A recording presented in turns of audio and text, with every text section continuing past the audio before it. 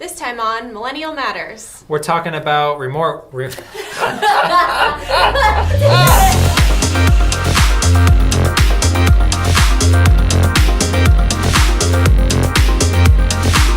time on Millennial Matters. We're talking about remote working, minimalism, and Jenna made us a healthy treat. Get in there.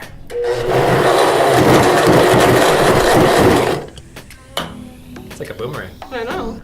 All right, so welcome to Millennial Matters, where we talk about things that matter to millennials.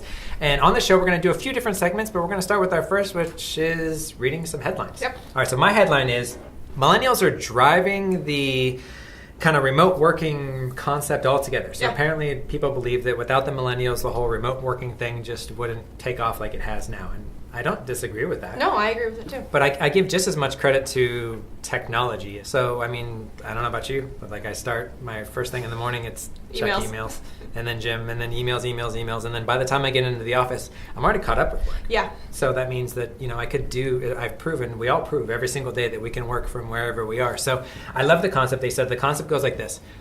Work is no longer a place you go to, it's a space you go to. Yeah, I believe that. And I see a lot of people buying houses now, and they're seeking out a home office, like a second bedroom, a den, a loft, any sort of space, that even a little corner in a room to put a desk to be able to do emails. And I know a lot of us are on laptops now, so that doesn't really matter. But doors you can close, places you can go, spaces you can go within our homes. I've got a space. You got a space? Yeah, I have a space. It's the leave daddy alone. He's working space. Yep. Yeah, no, I like it.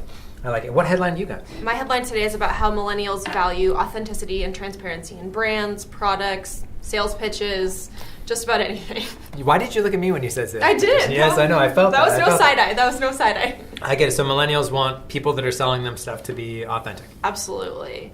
My favorite example that I sent you as well was the Wendy's troll. I said that. Somebody tweeted at Wendy's, how come these fries have 600 calories in them? And Wendy's tweeted back that they're fried potatoes covered in cheese, and I just think that's so great.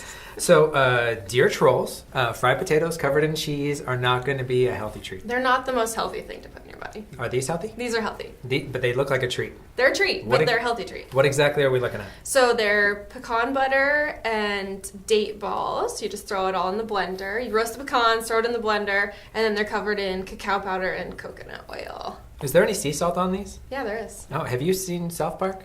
No. Oh. I've actually never seen an episode of South Park. For the rest of the world that doesn't live under a rock, these we would call chocolate salty balls. Yeah, sure. I'm going to try it. Yeah. That is sweet. Good. That doesn't suck. I like that. Yeah, that's really good. I like this other piece we're going to do. It's called Fun Fact. This week's Fun Fact, did you know? Okay. Millennials are literally the largest group of home buyers as of 2017. Yeah, I believe that. I remember just a few years ago, people were like, millennials are never going to buy a home. They're too spooked to buy a home because of the whole real estate thing and watching what happened to their parents. And now they're literally the largest group of home buyers. Yeah, I believe that. And a lot of them are move-up buyers at this point. A lot of them have kind of bought their first home, sold it in a couple years because millennials are not holding on to homes for very long. Right. And now they're kind of moving up into that next tier of home buyers. See, I was literally just watching on social yesterday somebody talking about how millennials are finally getting into the real estate and doing their thing. They're not getting into real estate, they're owning the real estate piece. They're 36% of the buyers.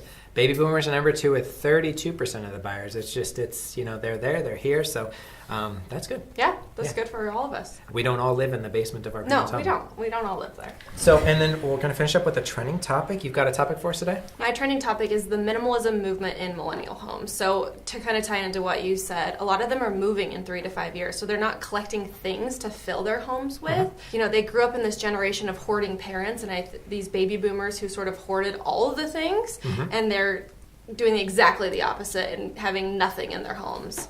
So that's the trend. Do you see, like when you're out showing homes, do you see homes that kind of match the millennial sales price and the areas that we think millennials are moving into? Do those homes have a more minimalistic feel when you're already showing them? Yeah, absolutely. And I think those homes even sell for more and faster because of it. People want to see themselves in that space where if you walk into grandma's house that has 40-year-old floral chairs and window We love you, coverings. Grandma. We do love you, though. We love you, Grandma. But that's just not as desirable to people because they can't see themselves in that space. Do you think it has anything to do with the fact that millennials are on still the lower end of the totem pole as far as the corporate structure goes? They don't necessarily make as much as baby boomers. Yeah. Are they just flat out of money when they buy a home and they just don't have a bunch of money to fill it all up, or is it by choice? Some of it. So a little bit of both. A little bit of both. Bit of both. You know where minimalism stops? Like there's a hard line in the sand. You know where that is? Where? The third kid. I know I'm on the older end of the millennial side, but you try to be a minimalist with 3 kids under the age of 10. Not happening. You pull that off, I want to follow your Instagram account. All right, so we're just 2 millennials, and this is what matters to us. Yeah. If you have any different opinions on what we've chatted about today, share it with us down below. And if you have any topics you'd like for us to chat about, share that with us as well. We may not be capable of just ignoring those trolls or 100% disconnecting from our work. But we're great at helping you buy, sell, or finance a home. So just give us a call if you need anything, and we'll talk to you soon. Bye. Would you like some of my smoothie? Yell it now. I'm gonna eat all this.